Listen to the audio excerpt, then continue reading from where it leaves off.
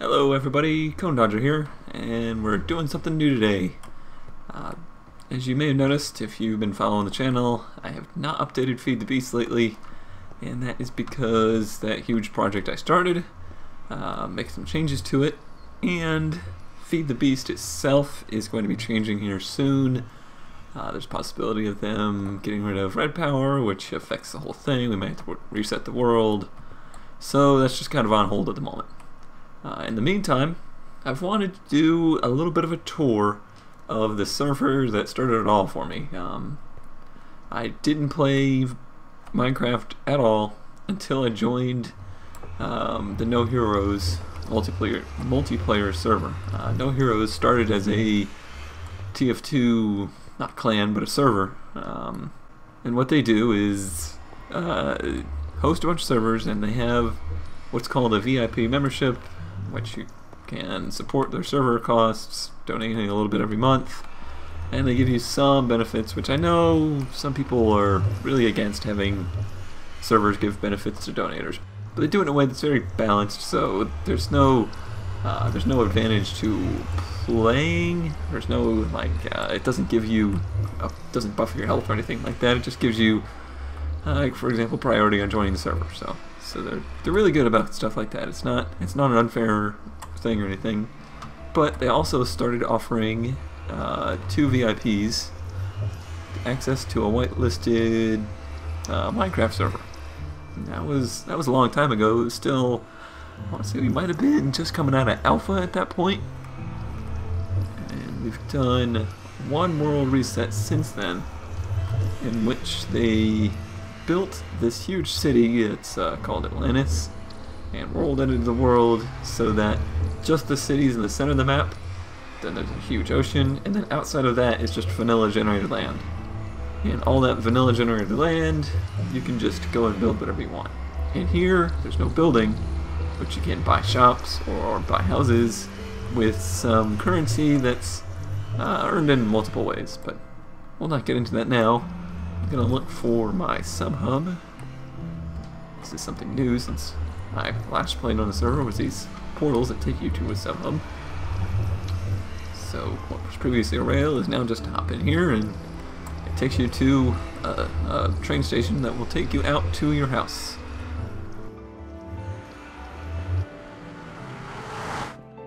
So we are the DucksEatFree, me and my brother. That's in reference to a team we had in a Minecraft game way back when. But I'm gonna go ahead and push the button for a cart and get in the cart and go out to our house and give you a little tour of what we've built on the server over the last couple of years.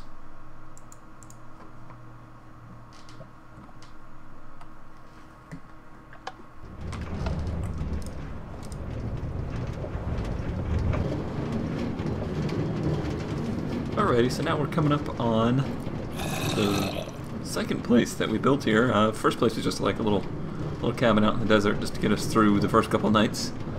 But this is our first original base, and it was built primarily, the idea of it was created by Hello Spider. Created to be a very dangerous place. But like as I was saying, the idea was my brother's, and he just hollowed out this hill, just a three tall slice through the mountain. We're in an extreme hills biome, as you can see out there. Definitely my favorite biome. And glassed around the natural terrain, and it made for a pretty cool little base. He calls it his Bat Cave. It's pretty simple. There's really not a whole lot to look at in here. Just enough to get us through. There's a little rail that'll take you out to the rest of the territory, but we'll explore over here first. As I was saying, this is an SMP server, and the second world we've had. The first world was a little bit more chaotic. There was no structure to it, and everybody kind of built right next to each other, right on top of each other, which was cool for the fact that you got a real cool like city atmosphere. There was neighbors, you could see your neighbors building and stuff like that. But you're kind of limited in space. this world, we got plenty of space. So, without further ado, this is my first build on the server, and this is a huge-ass duck. This was the idea, again, of my brother. I built this tiny little duck on top of our castle in our old world, which we'll go tour someday. But he said he wanted something a little bigger, and a little bigger I made it indeed. It is gigantic. I made this all pretty much freehand. Kind of built this body and stuck a head on there. It came out surprisingly well for as little as I planned for it, and as organic of a shape it is to try and make out of blocks. Pretty cool looking though. Floating in the water, his legs splashing. You can't go inside of it. There's not a whole lot to see in there, but we'll poke our head in there just so you can get a sense of the scale of the thing.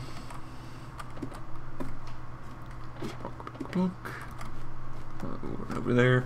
Gotta be careful in here. Always been a little bit of a mob farm in here. I don't know. It's been months, maybe 6 months since I played on the server, and I swear the spawn rates are higher. But anywho, there's the inside. Can't climb to the top. We'll do that. I didn't put it in the... Ow! Rude guy. Rude! Try that again. There we are. Get off his neck. You're like a tick.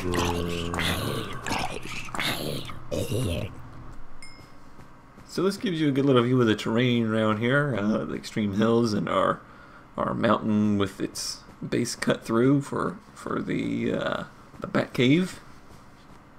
Little barn over there was just kind of an original get by, try and gather wool for this thing barn.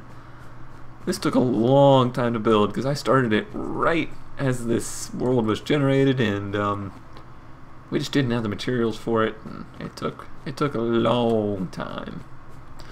This is a vanilla-ish server. They have some plugins like drop chests and some block control so that there's no griefing in the town and stuff like that. But ouch. But as far as collecting blocks goes, it's pretty much vanilla. So no creative shenanigans there. Everything on here is built pretty much legit. So there's that. I hate showing things at night, but this actually looks pretty cool at night, so I'll let it slide. Of course, there was this nice mountain over here that just begged to be a volcano, and so it was. What else is there? Not much over here. Does look really cool. Very pleased with how this came out. As simple of an idea as it was, he really impressed me with how cool it looked. He's usually more the tech kind of guy than he is the builder kind of guy. Which is why he enjoys Feed the Beast so much, I presume. Let's see, straight up to the top here. Don't fall in that hole. Alrighty, so what I'm going to do is I'm going to wait a little while for it to become day, and we'll head over to the other half of this plot of land that we've laid here. So I'll see you in a minute. Okay, so here we are over at what I call the Temple of Wheat and Sheep, and it was originally a very utilitarian building. My other ducks had built this wheat farm up here, and it's you know, very basic wheat farm that does what it needed to do. And I mean, at that point, building stuff like this was still, you know, pretty new, and it was really cool. It was eventually automated with the drop chest system that server has. One of the few plugins, including the elevators here, that the server has. But it was pretty, you know, ugly. It was just this big dirt blob up here in the sky. And this was at 128 height, so this was really about the tallest you could build at that point. And well, alright, music. You need to tone it down a little. And it just kind of hit me that it would look really cool as a temple. And I really love working with sandstone. It's one of my favorite materials. And I just kind of winged it and made a basic temple up here. And then on the outside is actually somewhat more like an Aztec temple where it's grass and cobblestone. We'll go out there real quick.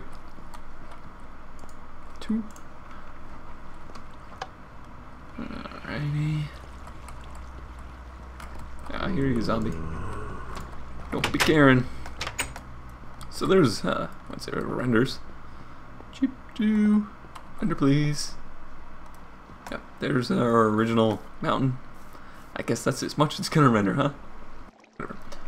But anyway, here's the temple itself. And you can see it's just a stair step all the way around, pyramid style. And the math all worked out fine, so it fit this area really well, and it looks really cool. Pretty pleased with how it came out. It's called the Temple of Wheat and Sheep because downstairs, I know you're there, zombie. Downstairs, there's a lot of sheep, and this is a reduced flock from what we used to have.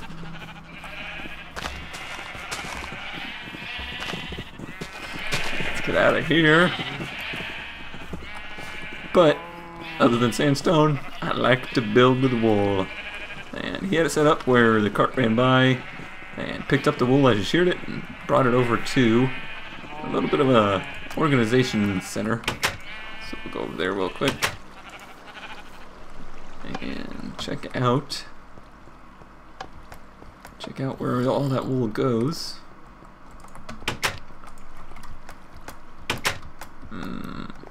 Enderman damage. Can't get these back now. Added these when they were still able to be grown. Take the little wool bridge. This is one of the few things my brother actually, you know, built. That's unlike him to just take something or just have an idea to build something and just build it. Usually he contracts me to do it. But yeah, this little building, kind of done in cartoon style with the wool. Houses all the wool, and it is Wooltopia. Wow, that is really not rendering right. I might need to recycle frames. But this was a pretty simple little thing. All the wool went into chests, and it organized them by color. You can tell by the quantities. What I build really big, and I need lots of material. And for what I'm going to show you next, I needed lots of material. So let me cycle fraps real quick. Okay, so now we're going to see what that huge project was. Assuming it loads in.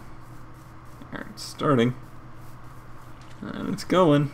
And it's going. It keeps going. We got a lot further to go.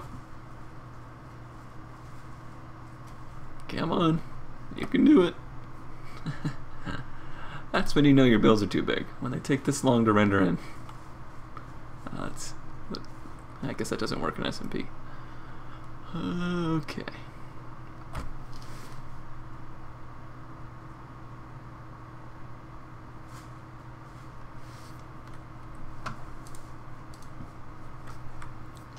Alright, now that it's all rendered in, you can see that what we have here is a small scene from the introduction to Futurama, where the ship crashes into the TV screen on top of the apartment building.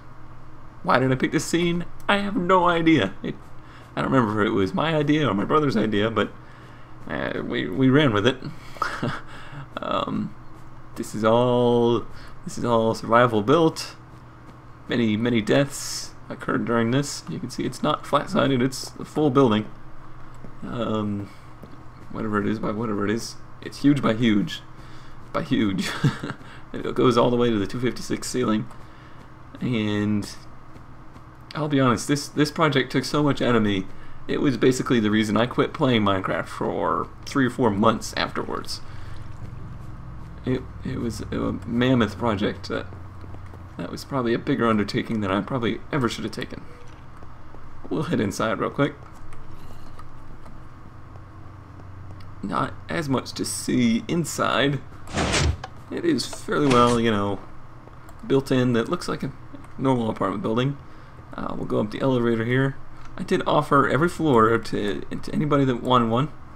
Come in and design it the way you want to. That offer still stands to anybody watching. On the server, that is. Lore Inc. built this floor. We build robots so you can rest without pants. I approve. We'll go up to the top. Let's like take a peek out the window. See, we're pretty high up now. We're about the height of the temple there. Let's keep going all the way to the roof. To the roof. Alrighty. So, excuse the bit of scaffolding left behind. As I said, once this was done, I kind of lost interest and was burnt out on it, so I didn't get around to completing the cleanup. But maybe now I'll go through and clean it all up. You can see I did some pixel art there with the Futurama logo. And we're only about halfway up, because there's still the whole screen to go. I hear you, cat.